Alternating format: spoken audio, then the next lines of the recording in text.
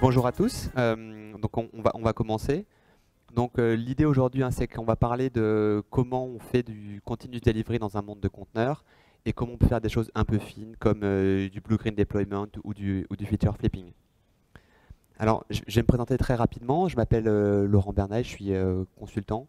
J'ai essentiellement un background Linux. J'ai essayé un petit peu de faire des Windows quand on m'a obligé, ça n'a pas été un très grand succès. Je fais essentiellement du cloud et je travaille beaucoup sur les conteneurs, au maximum autour de solutions open source. Et j'aime bien prototyper, tester de nouvelles choses, parfois les casser. Et je trouve qu'on vit une période particulièrement intense et particulièrement intéressante de l'IT. Il y a beaucoup de transformations, c'est très dynamique, donc on se perd un peu parfois, mais c'est un moment particulièrement intéressant.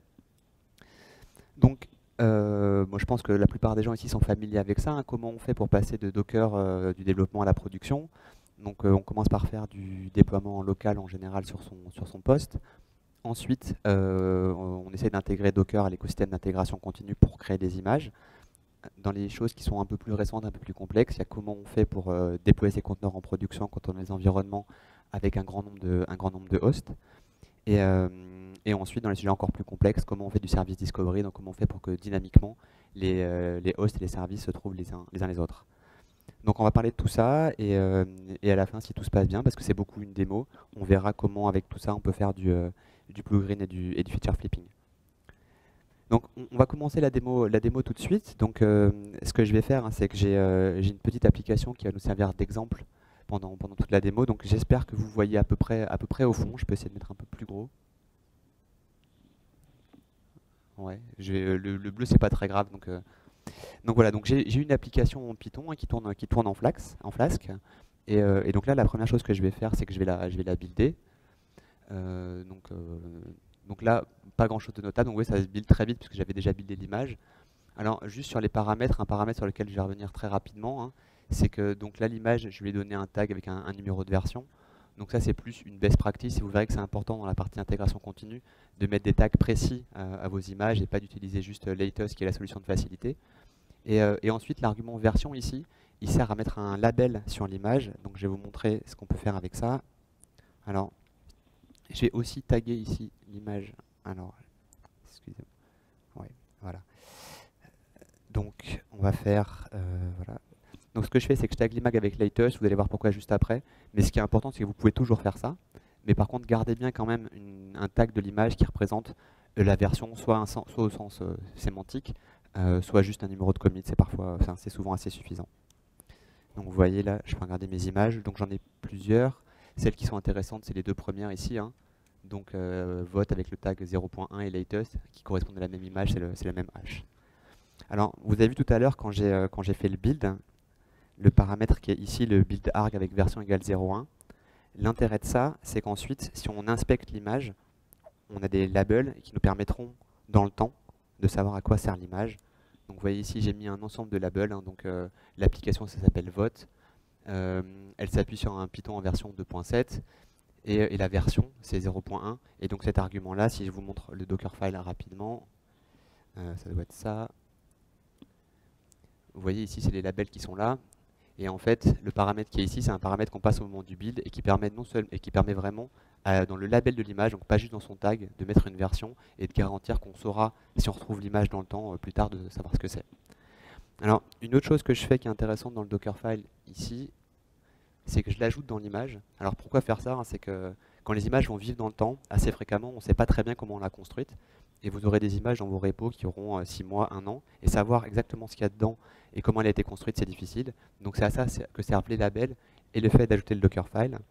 Et donc ce que je peux vous montrer, c'est que si on tape la commande qui est là, donc je vais juste démarrer un conteneur sur la base de cette image et je vais afficher le Dockerfile qui est dedans. Et donc vous voyez, si je récupère cette image, même plusieurs mois après l'avoir construite, je peux retrouver comment elle a été construite exactement. Donc ça, c'est des astuces intéressantes. Je vous dis comme on parle de comment on industrialise Docker, ça fait partie des choses que je recommande vraiment de faire. Donc maintenant, on a cette application, donc on va la démarrer. Donc j'ai un Docker Compose que je vais appeler ici, et donc on va démarrer l'application. Et alors c'est une application très simple, hein, je vous disais, il y a un petit front-end en Flask et un back-end avec Redis. Et maintenant, je peux vous montrer à quoi ça ressemble. peut-être celui-là. Voilà, donc c'est une application qui permet de voter, hein, donc je peux voter. Donc pour l'instant, c'est juste sur mon laptop, mais si tout se passe bien, vous pourrez tous voter tout à l'heure et choisir lequel vous préférez, et on verra à la fin qui a gagné. Ok, donc je vais revenir au slide. Donc voilà, ça on a fait tout ça. Là pour l'instant c'est juste local, donc je suis content de ce que j'ai fait. Ce que je peux faire maintenant, c'est que je peux modifier mon application. Alors, j'ai monté dans la stack Docker Compose, j'ai monté un volume. Et donc ici, si je vais dans application vote, alors ça doit être. Non, il faut que je regarde là, ça sera beaucoup plus facile pour moi.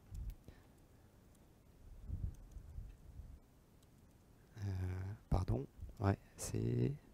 Voilà. Donc ça, c'est le code de l'application que vous avez à droite. Et moi, je vais juste changer le titre. Donc vous voyez, le titre qui est là, c'est le. Alors évidemment, je vais faire un. Avec la coloration, c'est pas pratique pour voir de loin. Donc vous voyez le titre qui est là, hein, qui s'affiche sur la page. Si on revient à la page ici, vous voyez que le titre du tab ici, alors c'est peut-être un peu petit pour les gens au fond, mais c'est Vim versus Emacs. Et je vais tenter ça pour mettre un titre pour aujourd'hui. Donc je commande cette ligne et on va mettre un titre ici. Voilà. Donc je mets comme titre DevOps D-Day. Et ce qui va se passer, c'est que si je rafraîchis la page, putain, on s'en fiche. Vous voyez, le titre a changé. Alors pourquoi ça a marché, hein? Parce que comme le volume est monté dans le conteneur, ben, mon code local a changé, Flask a rechargé la page et maintenant on voit le nouveau titre. Donc ça en termes de workflow de développement c'est très sympathique. En revanche pour déployer il va bien falloir créer une nouvelle image avec le nouveau code applicatif. Et donc c'est ce qu'on va faire, maintenant. Donc on va juste faire un commit. Hein. Donc je fais un commit où je mets new title. Et je vais pusher. Alors on va prier pour la 4G parce que comme le Wi-Fi laisse pas passer le SSH, je vais avec mon téléphone, donc j'espère que ça va tenir jusqu'au bout. Donc voilà, là j'ai poussé le code sur le repository qui est ici. Donc alors ça c'est vieux. Ah, ça y est, problème de Wi-Fi. Non, c'est bon. Et donc vous voyez, dernier commit il y a 20 secondes. Et si Travis est avec nous, dans quelques instants, ici, on va voir le nouveau build Travis apparaître.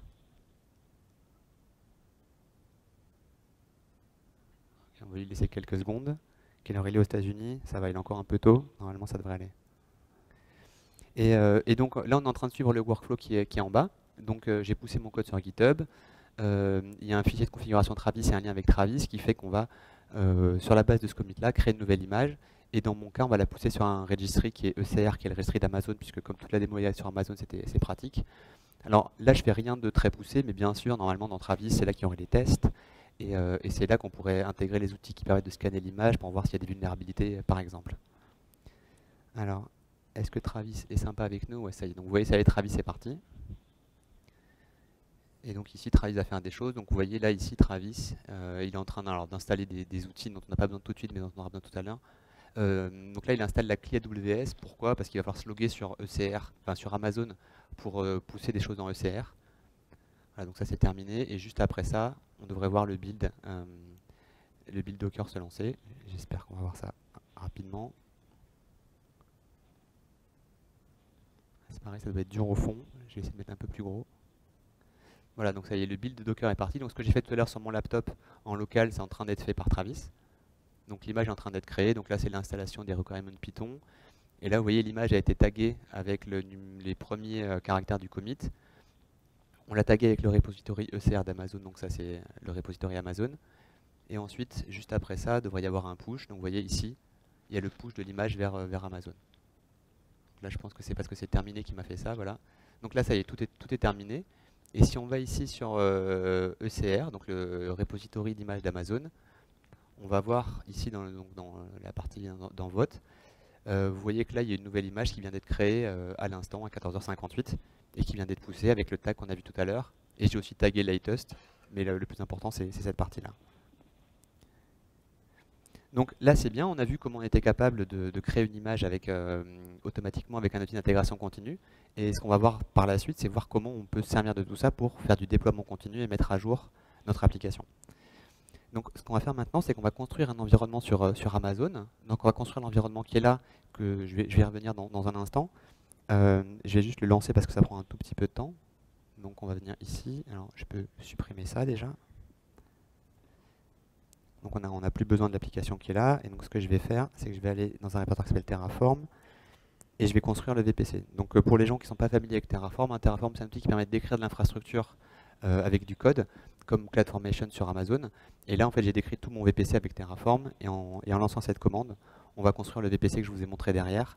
Alors on pourra voir les outputs, hein, c'est pas l'objectif aujourd'hui, c'est juste pour vous montrer qu'on peut automatiser toute la chaîne.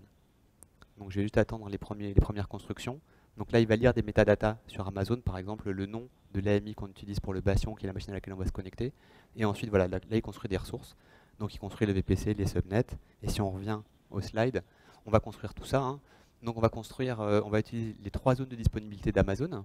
Donc vous voyez en bas, EU Quest 1A, ensuite 1B, ensuite 1C. Et dans chaque zone de disponibilité, on va mettre des subnets publics, donc où les machines seront éligibles à des IP publics, et des subnets privés où les machines n'auront que des IP privés. Et là, on construit juste la base de l'infrastructure. Donc on va construire, en plus de ça, un bastion sur lequel on va se connecter pour accéder aux machines qui seront dans les réseaux privés, et une NAT Gateway qui permettra aux machines qui sont dans les réseaux privés et qui n'ont donc pas d'IP public d'accéder à Internet pour, par exemple, installer des packages.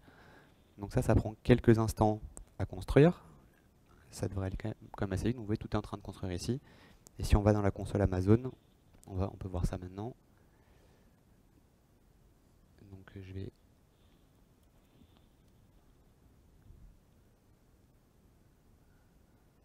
Donc ça c'est le VPC d'Amazon et vous voyez ici il y a un VPC qui doit s'appeler DemoDD qui est en cours de création. Alors c'est très dur parce qu'en fait avec l'enceinte là, voilà. Donc les subnets dont je vous parlais doivent être quelque part par là. Donc vous voyez il y a 3 subnets publics et 3 subnets privés. Et normalement donc ce qui prend le plus de temps c'est la création de la NAT Gateway qui est ici, qui elle doit être en cours de construction. Vous voyez elle est pending. C'est pour ça que Terraform n'a pas terminé, il va attendre que la NAT Gateway soit créée. Donc ça va prendre quelques instants, pas bien longtemps. On va avancer un petit peu sur les slides pendant ce temps-là. Donc, maintenant qu'on a, on va avoir un cœur d'infrastructure sur Amazon, il va falloir qu'on crée des machines pour faire tourner nos conteneurs et qu'on schedule nos conteneurs sur des hosts. Et donc, on va parler des choix que j'ai fait pour la démo, qui sont des choix tout à fait adaptables, mais c'est juste pour vous donner une idée. Donc, il y a plusieurs façons de faire tourner des conteneurs sur des hosts. Une première façon, c'est manuel, hein, donc on se connecte sur les machines, on fait un Docker Run ou un Docker Compose Up. C'est pas très, en termes d'industrialisation, c'est vraiment limité. On peut automatiser ça avec Ansible, donc c'est des choses que nous on a beaucoup fait, on le fait de moins en moins aujourd'hui, mais dire en fait on fait de l'assignement statique et on décide avec Ansible de démarrer un conteneur donné sur un host donné. L'avantage c'est que c'est très simple, il n'y a pas à comprendre tous les mécanismes d'orchestration qui sont parfois un petit peu complexes. Si on veut faire des choses qui sont plus dynamiques et moins statiques, il faut qu'on choisisse un orchestrateur. Donc il y en a plusieurs types. Il y a des orchestrateurs génériques, donc les exemples que je donne ici, c'est Mesos et Nomad qui sont les plus connus. Et il y a des orchestrateurs spécialisés, donc je pense que la plupart des gens ici sont familiers avec Kubernetes ou avec Swarm. Peut-être moins avec ECS, qui est l'orchestrateur d'Amazon. Donc on en parlera un petit peu puisque c'est celui que je vais utiliser pendant la démo. En termes de fonctionnalité, ça ressemble beaucoup, même si ça fait beaucoup moins de choses. Alors, quand on choisit un orchestrateur, il y a beaucoup de paramètres à prendre en compte. Clairement, le plus complet, il n'y a pas grand doute sur ça, et celui qui a gagné, hein, je pense qu'il y a quelques mois on disait celui qui allait gagner, aujourd'hui celui qui a gagné c'est Kubernetes. Les Kubernetes et Swarm fournissent beaucoup plus que du scheduling, ils fournissent partiellement du service discovery par exemple. La complexité de ces outils-là, hein, de Kubernetes et de Swarm, c'est qu'ils fournissent des abstractions assez haut niveau et qu'en termes de compréhension et de diagnostic, c'est parfois difficile. Il faut à la fois bien connaître Docker et la partie système de Docker, mais aussi bien connaître les orchestrateurs pour comprendre ce qui se passe quand il y a des soucis. Un des gros enjeux, c'est la partie du contrôle du réseau. Donc, si vous voulez parler de ça, on pourra en discuter après si vous avez des questions. Clairement, Kubernetes et Docker et Swarm ont des prérequis très importants au niveau du réseau et c'est compliqué et c'est pas forcément évident. Moi, ce que je recommande aux gens, hein, c'est que c'est une très bonne idée d'aller vers ces orchestrateurs-là une fois qu'on a commencé à faire tourner des conteneurs de manière un peu sérieuse et qu'on connaît assez bien Docker pour se permettre d'appréhender un nouveau niveau d'abstraction. Alors, dans la démo, j'utilise ECS. Il n'y a rien de spécifique en fait. Tout ce que je vais faire avec ECS pourrait être fait avec Swarm et Kubernetes. Il y a des choses qui seraient plus faciles avec les deux, mais il y a plein de choses qu'on va faire aujourd'hui qui ne sont pas possibles de toute façon nativement avec les deux. Donc, je vais revenir ici. Donc, vous voyez ici, tout est terminé. Donc, ça y est, on a créé tout ce qu'on voulait avec Terraform, donc tous les subnets et les machines à la NAT Gateway. Donc, c'est une très bonne nouvelle.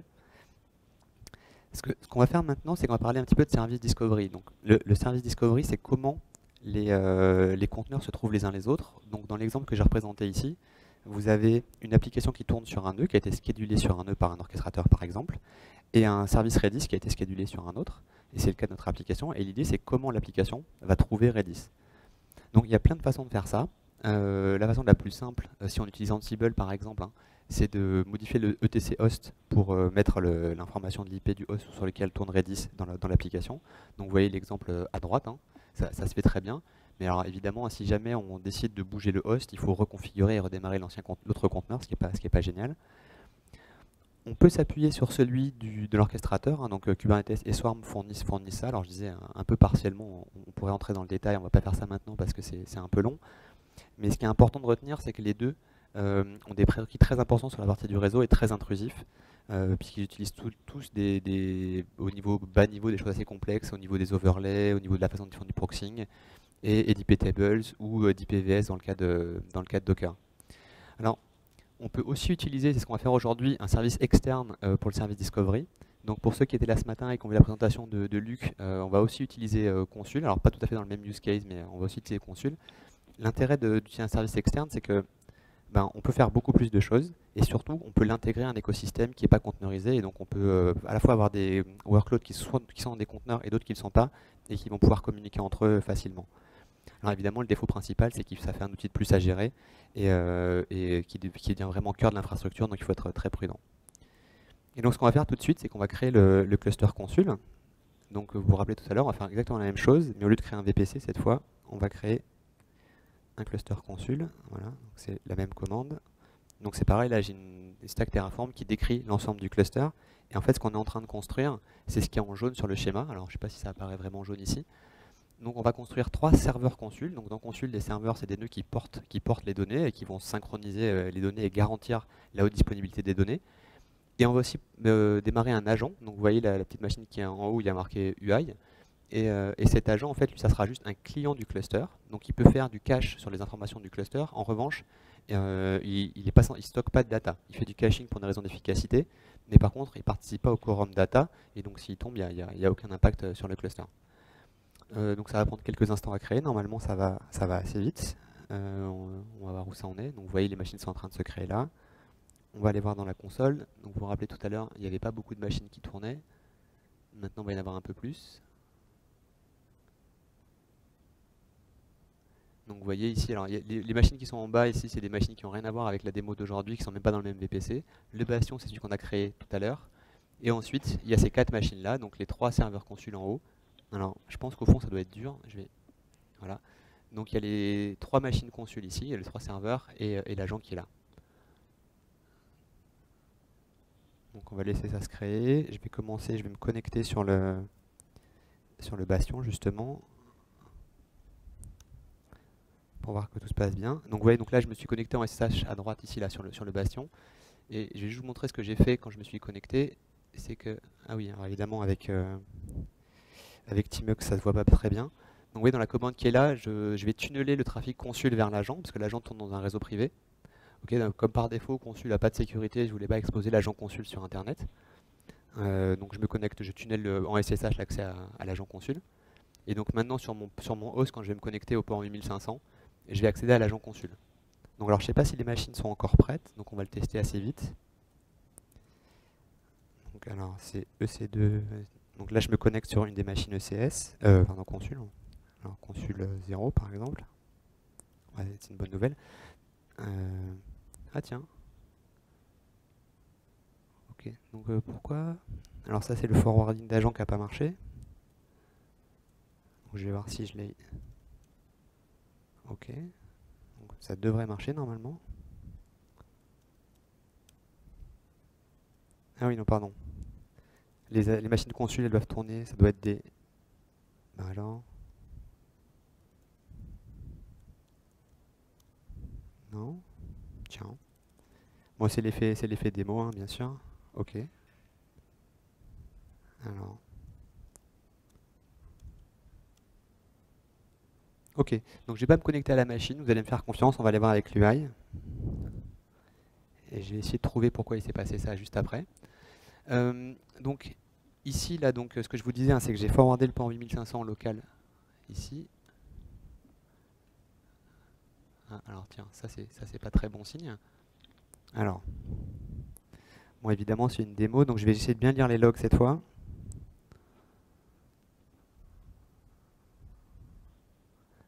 Ouais. Bon, normalement ça devrait avoir marché. Ouais, mais normalement, comme je suis quand même connecté, ça devrait être bon, il n'y a pas de raison. Mais je comprends pas pourquoi le port n'a pas été... a pas- Ah, alors attendez, ce qu'on va faire, j'ai une autre idée, on va faire un truc vachement plus simple. Alors parfois on fait des choses trop compliquées, donc ce que je vais faire, le temps de retrouver ma souris, parce que ça je suis sûr que ça va marcher pour le coup. Ok, et cette fois, ok, donc j'ai pas de problème de port forwarding cette fois, et normalement... Ah bon, il est où le... Ouais. Ah, c'est à cause de la clé en fait. Ah bah ok. On va même faire un truc beaucoup plus violent que ça. Voilà. Ça va marcher. Merci, hein, c'est bien d'avoir plein de gens qui lisent en même temps parce que c'est dur de lire tout ça. Et ça marche beaucoup mieux. Ok, super. Et donc c'était pareil pour l'agent, je pense. Donc là, on est sur l'UI de Consul. Et donc vous voyez, il y a tous ces nœuds-là qui font partie de Consul. Donc il y en a trois où il y a des services qui tournent. Et le service qui tourne, c'est Consul Server. Et un qui est juste un agent. Et donc normalement, maintenant, quand j'ai plus le problème de clé, je devrais pouvoir me connecter à la machine. C'est beaucoup mieux cette fois, voilà. Et donc on peut le voir en CLI aussi, hein. Si je fais consul members, je vois la liste des serveurs consul depuis la machine. Et ce que je vais faire, c'est que je vais le refaire avec Tmux parce que pour moi ça sera beaucoup plus facile de taper depuis mon laptop. Ok, plus d'erreur. Donc je vais revenir sur les slides. Donc voilà, c'est ça qu'on a construit. Donc on a consul qui va être la base de notre infrastructure et maintenant il faut quand même qu'on parle de conteneurs hein, parce que c'était ça l'objectif. Et ce qu'on va faire maintenant, c'est qu'on va déployer des serveurs ECS qui vont nous permettre de déployer nos conteneurs. Alors, je vais lancer, parce que ça c'est un tout petit peu long, le build de ces serveurs-là. Donc c'est juste comme ça. Donc c'est pareil, hein, c'est Terraform qui fait ça. Et là, je vais créer les trois machines ECS. Alors, on va faire quelques petites choses en plus. Donc vous voyez, on va créer ces trois serveurs-là. Ils sont un peu gros parce qu'on va démarrer des choses dedans. Donc on va démarrer ces trois machines, elles vont former un cluster ECS, on le verra tout à l'heure dans la console Amazon. Et vous voyez en bas, il y a des points de montage. Alors pourquoi on fait ça? C'est qu'en fait, si on a des services dont on a besoin qu'ils soient persistants et qu'ils puissent être reschedulés en gardant leur data, il faut que leur data soit sur un stockage qui puisse être partagé entre les nœuds. Et la façon dont on fait ça ici, c'est qu'on le fait avec un service d'Amazon qui s'appelle EFS, qui est un service NFS managé. Et donc l'idée, hein, c'est qu'on a les MNT/EFS qui sont juste des répertoires montés en NFS. Et l'intérêt de ça, hein, c'est que si on a un conteneur sur lequel il y a des données, donc dans notre exemple, ça va être Redis, si jamais il tombe sur un host et qu'il est reschedulé sur un autre, il va récupérer ces données. Alors, c'est bien sur des choses qui n'ont pas trop d'enjeux de performance. Si jamais vous avez des gros enjeux de performance, faire des choses qui ont besoin de performance sur du NFS, c'est pas forcément une bonne idée. Mais pour des workloads simples, c'est largement suffisant. Donc, en plus de ça, quand on va démarrer les machines ECS, il va se passer pas mal de choses. Donc, je vais passer sur ça. C'est que on va créer sur chaque machine, au moment où elles vont démarrer, des services qui vont être présents sur toutes les machines. Donc pour ceux d'entre vous qui sont familiers avec Kubernetes, hein, ça ressemble à des daemon sets. Donc il n'y a pas l'équivalent dans ECS. Mais ce qu'on peut faire, c'est qu'on peut forcer au démarrage le démarrage de conteneurs. Et donc en fait, je vais en démarrer 3 sur chacune des machines. Donc le premier, c'est Advisor. Donc là encore, si vous êtes familier avec Kubernetes, c'est un outil de monitoring. On va pas beaucoup s'en servir. Ensuite, on va démarrer un agent consul sur chacune des machines. D'accord. Et c'est qui va rejoindre le cluster en tant que juste agent. Et ensuite, au cœur du service Discovery, on va utiliser un conteneur, un service qui s'appelle Registrator. Et en fait, Registrator, c'est un petit utilitaire qui écoute les events Docker, donc qui va écouter les events Docker, et qui, chaque fois qu'il va voir un nouveau conteneur apparaître, va l'enregistrer en tant que service dans Consul. Et donc, ce qui va se passer, c'est qu'on va pouvoir créer des conteneurs et les voir apparaître en tant que service dans Consul grâce à ça. Alors, on va voir où ça en est côté ECS. Ok, donc vous voyez, ça prend un tout petit peu de temps parce qu'il y a la partie création de FS qui prend un petit peu de temps, ça devrait quand même bien se passer. Donc je vais vous montrer, on va revenir sur la console Amazon. Donc vous voyez, sur la console Amazon, ici, on va avoir des nouveaux hosts en cours de création. Alors, non, les hosts ne sont pas encore créés puisque les hosts dépendent du montage EFS pour apparaître. Donc il faut attendre que EFS soit terminé pour que ça apparaisse. Mais si on regarde dans la console EFS, on va voir que c'est en train d'être créé. Ok, donc ici, là, EFS, normalement, on devrait voir qu'il est en train de créer des choses. Alors, il faudrait que je scrolle. Voilà, il est en statut creating. On va juste lui laisser le temps de se créer. Ça va prendre encore quelques instants. Alors après, il y a toujours ce que je disais, l'effet démo où normalement ça prend 2 minutes et aujourd'hui ça va en prendre 5. Mais voilà. Donc, ce qu'on va faire juste après, je vous prépare à vous montrer ça, c'est qu'on va se connecter sur les machines ECS et on va voir ce qui se passe quand on crée des conteneurs sur 2 machines et qu'on fait en sorte qu'ils se parlent l'un à l'autre. Et donc on va voir comment ils vont s'inscrire dans les services consuls et comment on peut, grâce à ça, se connecter des uns aux autres. J'aimerais bien maintenant que ça accélère ici côté ECS. Ok, donc ça c'est une très bonne nouvelle. Donc vous voyez ce qui est en train de se passer là, c'est que la partie EFS qui était un peu longue est terminée. Et donc maintenant il est en train de créer des machines. Donc l'avantage c'est que créer des machines sur Amazon, c'est pas forcément très rapide, mais normalement en 1 minute c'est bon, même en moins d'1 minute c'est bon. Donc cette fois, ici on devrait voir les 3 nouvelles machines en train d'apparaître. Donc vous vous rappelez, tout à l'heure, on a les 4 machines consul et les 3 ECS qui sont en train d'être créées. Et normalement, on devrait très prochainement être capable de se connecter dessus. Donc on va juste attendre que ça arrive. Alors,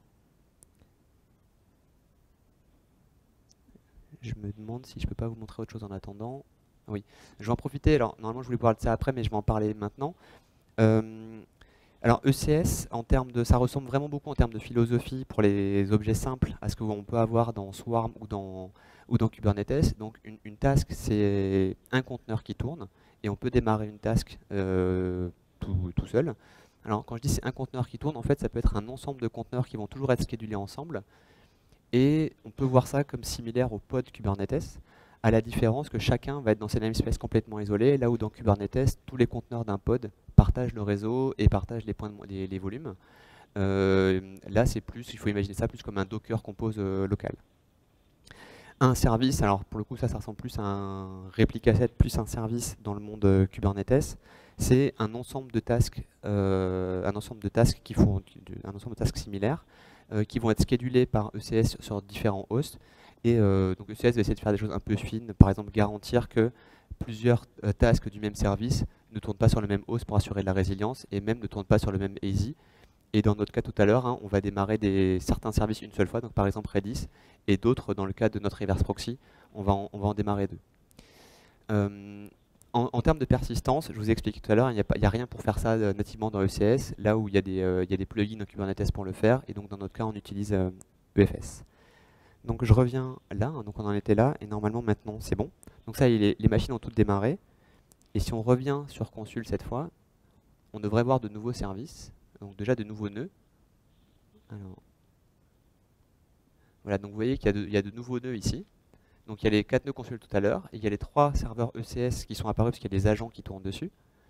Et en termes de services, en plus de service consul, il y a le service cAdvisor qui tourne, puisque je l'ai démarré sur toutes les machines, il tourne en 3 exemplaires. Et donc je vais vous montrer maintenant l'exemple que je voulais vous montrer tout à l'heure. Donc je vais me connecter sur une machine. Donc, @ECS0. Donc je me connecte sur la première machine. Et sur celle-là, je vais démarrer un Redis. Alors normalement, j'ai les commandes pour pas m'embêter. Voilà. Donc là, je suis sur ECS0 et je vais démarrer Redis. Donc on télécharge l'image et on va démarrer Redis. Et une fois que ça sera démarré, on va se connecter sur une autre machine. Et on va voir que sur l'autre machine, on pourra voir Redis. Voilà, je vais me connecter sur ECS1. Donc ça, c'est une machine différente. si je fais un Docker PS, il y a des choses qui tournent.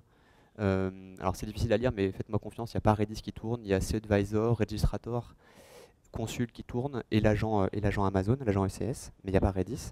Et on va quand même réussir à le trouver. Donc pourquoi on va le trouver, hein, c'est parce que si on revient ici, quand Redis a été créé, Registrator l'a vu dans les events Docker et a populé l'information dans Consul. Et donc maintenant, il y a le service Redis qui apparaît ici.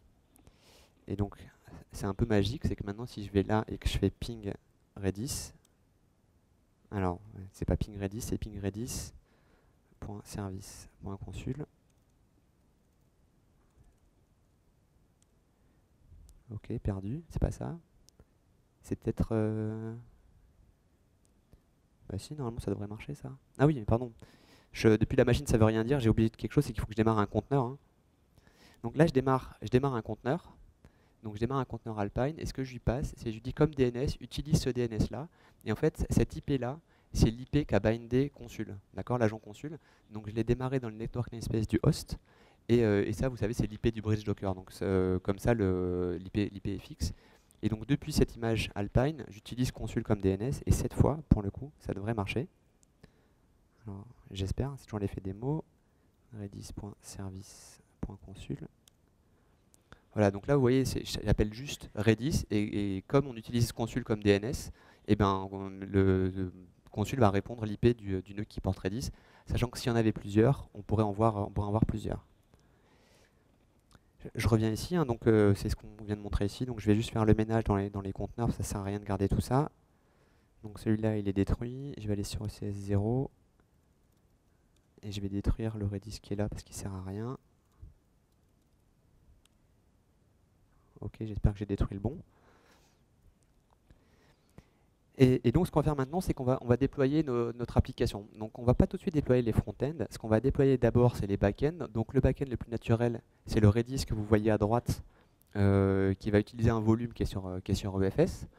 Et on va démarrer deux reverse proxy. Et pourquoi on démarre ces reverse proxy? C'est qu'en fait, ces reverse proxy, ils vont utiliser Consul pour se configurer. Donc des services qui sont créés dans Consul pour se configurer. Bon, il se trouve que pour l'instant, il n'y a pas beaucoup de services, mais on va en créer juste après. Donc je reviens là, donc cette fois on va aller dans la partie applicative. Et là c'est pareil, hein, c'est toujours du Terraform. Et donc là on va créer deux choses. On va créer, donc, pendant que ça crée, je vous montre sur le schéma. Donc la première chose qu'on va créer, c'est le load balancer qui est ici. D'accord, donc ça c'est un load balancer d'Amazon qui s'appelle un application load balancer. Et son intérêt c'est qu'on peut l'intégrer à des services qui tournent dans ECS et découvrir des ports dynamiques. Donc là vous allez voir que mes deux services, mes deux reverse proxy vont s'inscrire dans Consul avec des ports dynamiques, hein, donc des ports qui sont au-dessus de 32 000. Et le load balancer, lui, il va être configuré sur un port qui sera le port 80. Et par contre, il va bien trouver les deux reverse proxy, qui eux-mêmes routeront vers les services qu'on aura après. Pour l'instant, on les a pas, mais on va voir juste après. Donc là, voilà, donc c'est en train de créer. Donc pendant que ça crée, je continue, j'avance un petit peu les slides. Alors, je ne sais pas si vous avez vu dans le slide qui est là, hein, le reverse proxy, la couche violette, pour les gens qui s'en font, c'est pas forcément évident. Il y a deux choses dans la couche de reverse proxy. Il y a Consul template, dont on va parler juste après, et c'est HAProxy qu'on utilise comme reverse proxy. Enfin, ça pourra en être un autre, hein, j'ai fait la même démo avec Nginx, il n'y a pas de souci. Alors, Consul template, à quoi ça sert? C'est qu'en fait, Consul template, ça permet de regarder des entrées dans Consul, et si elles changent, de faire des choses. Et en fait, ce qu'on va faire, c'est on a un fichier de template. Donc vous avez un exemple là à gauche en noir. Donc pour les gens qui sont familiers avec HAProxy, ça ressemble beaucoup à HAProxy, sauf la partie qui est entre accolades, où là c'est du code qui va être interprété par Consul template. Et ce que veut dire le code qui est écrit ici, c'est prends une clé qui s'appelle root/vote dans Consul. Si elle existe, ben, tu la mets à cet endroit-là, et sinon tu mets bleu. Donc ça veut dire que si jamais on met rien dans Consul, notre Consul pour l'instant il est vide, on devrait avoir bleu. Et donc ça va générer le fichier de configuration qui est à droite, hein, vous voyez avec le default backend blue. Et dans le détail, hein, c'est assez malin, Consul en fait c'est lui qui démarre en premier dans le conteneur, il va spawner le HAProxy, et ensuite il va lui envoyer un SIGUP de reconfiguration quand le fichier va changer. Donc tout ça c'est configurable, mais l'objectif c'est pas dans le détail. Et donc dès que ça va être up, on va pouvoir vous montrer. Alors, évidemment, là, le load balancer est encore en cours de création. Je vais aller voir dans la console.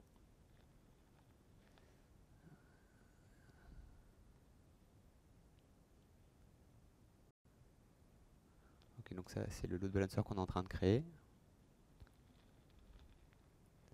Voilà, il est en cours de création. Ah, ça y est, ça a l'air bon. J'espère que... Ok, je reviens là. Donc vous voyez, ça y est, c'est bon pour le load balancer. Ça c'est créé. Et donc maintenant, il va passer à la partie création des services, qui devrait être beaucoup plus rapide. Alors, ok. Donc en plus du load balancer, je crée un enregistrement en route 53 qui est le DNS Manage Amazon. C'est pour qu'il y ait un nom sympa et que vous puissiez voter dans quelques instants. Donc je vais revenir. Alors, je vais revenir ici, normalement dans ECS. Donc je ne vous ai pas montré la console d'ECS depuis tout à l'heure. Donc là, il y a notre cluster ECS qui est ici. Hein. Dedans, pour l'instant, il n'y a que le service Redis. Et dans quelques instants, voilà, on devrait avoir... Donc ici, c'est... Ah, il y a du rouge. On va voir ce qui s'est passé. Alors, je pense que ce qui s'est passé, c'est qu'il y a eu un timeout sur la création du service parce que le load balancer n'était pas encore créé. Ah, si les gens sortent de la salle d'à côté, ça veut dire qu'il va falloir que je m'active un peu. C'est sûr, il faut qu'Amazon s'active un peu. Ok. 5 minutes, ok. Ça va être presque bon, je pense. Ok, c'est beaucoup mieux cette fois. Voilà, donc ce qui s'est passé, c'est qu'il y a eu un problème de timeout, mais cette fois, normalement, on devrait voir le service ici.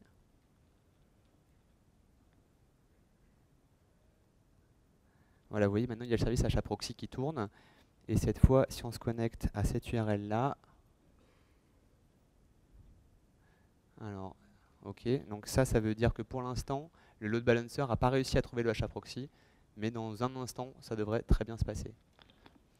Alors, comme on est à la bourre, je vais tout de suite déployer l'application, d'accord? Donc l'application, c'est la partie bleue qui est là, et vous pourrez voter à l'adresse qui est juste là-haut.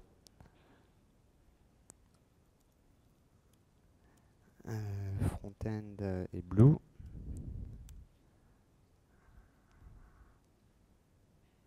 Ok. Et je déploie l'image latest. Hein, je vous disais tout à l'heure, normalement, on ne fait pas ça, mais là, c'est ça qu'on va faire parce que c'est plus facile. Alors, est-ce que ça marche, ça? Ok. Donc là, ça, c'est une page par défaut que donne HAProxy dans ma configuration pour dire HAProxy répond au load balancer pour bien s'inscrire dedans, mais il répond que pour l'instant, il n'a pas de back-end. Et donc, dès que le service va être déployé, normalement, on devrait voir apparaître notre application. Donc, je vais revenir à Consul ici. Alors, Consul, il était là, voilà.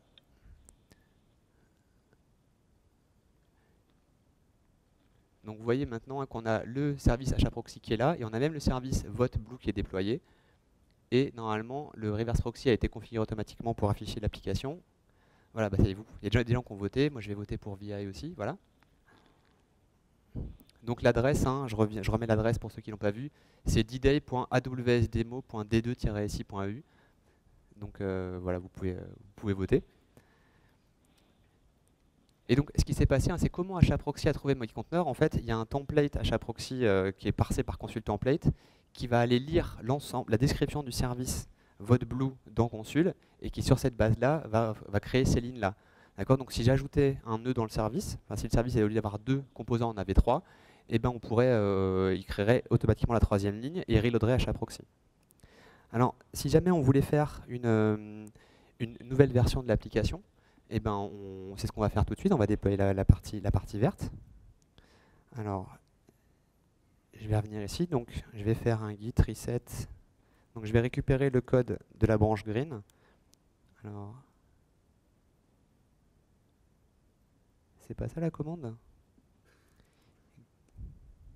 Ah oui, ok, c'est ma faute. Ça va être mieux comme ça. Donc là, ce qui s'est passé, hein, c'est que pourquoi j'ai fait un moins hard, c'est parce que le merge aurait été compliqué parce que j'ai fait des petites modifs tout à l'heure quand j'ai changé le titre. Mais là, j'ai du code applicatif dans lequel j'ai fait quelques modifications et je vais le pousser tout de suite. Donc je vais faire un git push. Et ce qui va se passer, c'est que ça va relancer Travis. Alors, oui, ça c'est normal. Ça va relancer Travis comme tout à l'heure et ça va faire quelques petites choses en plus. C'est comme ça va détecter que l'application est déployée. Ça va voir qu'en ce moment, l'application qui est déployée est la bleue et ça va déployer la verte. Donc je reviens là. Hein, donc je sais pas, est-ce qu'il y a des gens qui ont voté? Oui, ça va, il y a des gens qui ont voté, super. Donc normalement, dans un instant, on devrait voir Travis qui se réveille ici. Allez Travis, réveille-toi. comment? Ouais, je remets l'adresse. Alors, sur les slides, c'est plus facile à lire, je pense. L'adresse, elle est là.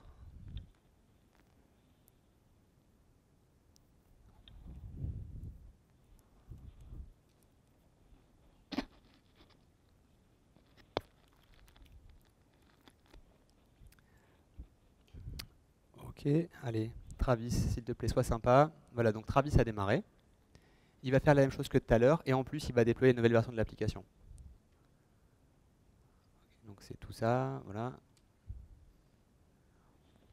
On va le laisser faire, je vais vous présenter juste ce qu'on va faire après. Donc, ce qu'on va faire là, c'est qu'on va déployer une nouvelle version de l'application, mais vous vous rappelez, par défaut, notre load balancer, quand il n'a pas d'information, il route vers bleu. D'accord? Et nous, ce qui nous intéresse, c'est de pouvoir switcher vers la verte. Donc pour faire ça, on pourra changer la route. Mais ce qui est intéressant aussi, c'est de pouvoir tester en avance de phase. Donc d'avoir la nouvelle version de l'application déployée et d'être capable de la tester. Et donc en fait, ce que j'ai fait dans la démo, hein, c'est que j'ai mis une règle dans HAProxy. Je lui dis, si jamais tu as un header qui s'appelle xcolor, qui est seté à green, utilise le backend green. Donc ça veut dire que par défaut, si vous ne changez rien sur vos téléphones et que vous votez, vous allez tous passer sur le bleu. D'accord? Et donc vous le voyez ici hein, dans la page qui est là.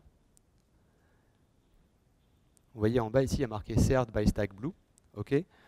Et donc normalement, c'est pareil pour tout le monde. Alors que là, non, je pense que incessamment, on devrait avoir la stack verte déployée. Donc là, on en est où?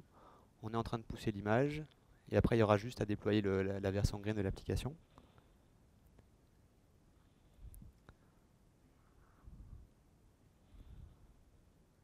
OK. Donc vous voyez ici, hein, ce qui se passe, c'est que le script, il essaie de se connecter à cette URL-là. Et l'URL, en fait, ce que je fais dans la page web, c'est que je renvoie un header qui est la couleur actuelle. Et donc lui, c'est comme ça qu'il sait que la couleur était bleue et que donc là, il doit déployer la verte. D'accord? Donc là, en ce moment, il est en train de déployer la verte. Hein. Si on va ici dans Consul, on devrait très prochainement voir apparaître ici Vote Green. Donc, vous voyez, il y a Vote Green qui est là. Donc il y a les deux applications. Et ici, la production, c'est toujours bleu. Alors moi, ce que j'aimerais bien faire, c'est dire, bah oui, moi j'aimerais bien tester la version verte. Et donc ce que je vais faire, c'est que je vais faire ça. Donc j'ai un header custom, vous vous rappelez la route tout à l'heure. Donc j'ai mis, alors dites-moi si j'ai du mal à lire. J'ai bien écrit green là. Hein. Ok. Et maintenant si je refresh, voilà, donc je suis sur la stack green. Donc là on voit pas trop les changements, mais je vous montrerai tout à l'heure. Et c'est pas le même code. Donc vous sur vos téléphones normalement, vous avez toutes pour l'instant la bleue. Et donc vous vous rappelez, hein, ce qu'on peut faire, c'est qu'on peut, maintenant on est content, on voit que ça marche. Et ce qu'on va faire, c'est que moi donc je vais enlever le header. Voilà. Donc là je refresh, je suis sur la bleue. Et si dans Consul, je crée la clé dont je parlais tout à l'heure, donc la clé c'est root/vote, ici je mets green, et donc normalement mon reverse proxy a été reconfiguré, et si je refresh la page, voilà c'est green. Et donc là, si vous refreshez sur vos téléphones, vous allez tous voir green. Moi je suis content, c'est plutôt VI qui gagne aujourd'hui. Donc voilà, c'est ce qu'on vient de faire là. Donc là j'ai changé la route donc, à green, donc maintenant tout le trafic est routé vers green, donc c'est le dessin qui est ici. Et alors, il y a plein de choses qu'on peut faire. Donc, vous voyez, par exemple, on peut changer le paramètre. Donc, ça, comme on est un peu en retard, je vais passer sur ça. Et on peut aussi utiliser pour Consul pour faire des choses très sympas. Par exemple, pour faire du feature flipping. Donc, il y a un exemple de code à droite qui est le code que j'utilise pour activer et désactiver des features dans mon code. Par exemple, je teste s'il y a une feature qui s'appelle conteneur ID qui est activée pour la couleur en cours. Et si elle est activée, je vais afficher le conteneur sur lequel le code s'exécute. Donc je vais créer la clé dans Consul et normalement on devrait voir ça apparaître tout de suite. Alors c'est Features Container ID. Donc je dis que la feature est activée.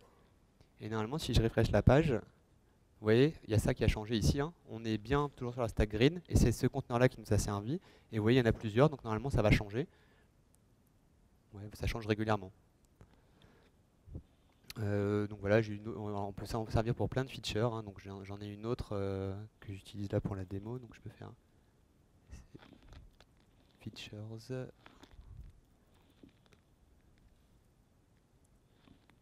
là j'active la feature banner. Et donc normalement ici, si je refresh, voilà, il y a la banner qui s'affiche. Donc là, je voulais faire rapidement. En général, c'est l'intérêt de ça, hein, c'est donc je vais revenir au slide, c'est de pas avoir plein de branches à gérer tout le temps avec plein de versions du code. L'idée, c'est d'être capable de livrer des nouvelles features toujours sur le trunk, sur la production, mais d'être capable de les activer si elles fonctionnent pas bien. Donc il y a plein de gens qui ont théorisé ça. J'ai mis des liens en bas. Et ça permet plein de use cases avancés. Donc là, on active les features pour tout le monde, mais on pourrait le faire par IP, par utilisateur, en fonction de paramètres de configuration. Donc voilà, on arrive à la fin. Alors, en conclusion, le message que je voulais faire passer, c'est que les orchestrateurs et les containers apportent beaucoup de choses, mais ils ne vont pas résoudre tous les problèmes, hein. En particulier, tout ce que je vous montrais là sur comment faire du blue-green, comment faire du canary, ou comment faire de la reconfiguration dynamique. Il n'y a rien de natif dans les conteneurs pour faire ça, mais il y a un écosystème qui permet de le faire et qui est intéressant. Le service discovery aujourd'hui, dans le monde des conteneurs, c'est encore quelque chose qui est très... enfin, c'est pas tranché au sens où il n'y a pas de réponse simple à ça. C'est extrêmement dynamique comme sujet, hein. Donc vous voyez, j'ai mis des exemples de projets qui travaillent sur ça, Trafic, Linkerd et Envoy, dans le couple Envoy-Istio. C'est assez difficile de savoir exactement ce qui va se dégager, mais en tout cas, je vous invite à suivre ça parce que c'est un sujet qui est important. La communication entre les conteneurs et entre les services reste un sujet compliqué, surtout si on veut coupler ça avec ce que je montrais sur du blue-green par exemple. C'est-à-dire qu'aujourd'hui, Trafic est très fort pour découvrir les conteneurs, mais ne permet pas facilement de faire du blue-green par exemple, ou du canary. Les solutions comme Linkerd ou Envoy, elles sont pensées pour faire ça, mais elles sont encore très jeunes et relativement complexes à déployer. Donc, voilà, je vais terminer parce qu'il commence à être un peu tard. Si vous avez des questions, n'hésitez pas à passer. Je pense que les questions en direct, ça va être un peu juste, mais je vais rester là un moment. N'hésitez pas à me pinguer sur Twitter si vous voulez. Et tout le code de la démo est disponible avec un README très partiel sur GitHub à l'adresse qui est là. Voilà, je ne sais pas si on a le temps de prendre une question. Non, pas trop. Ok. Merci beaucoup.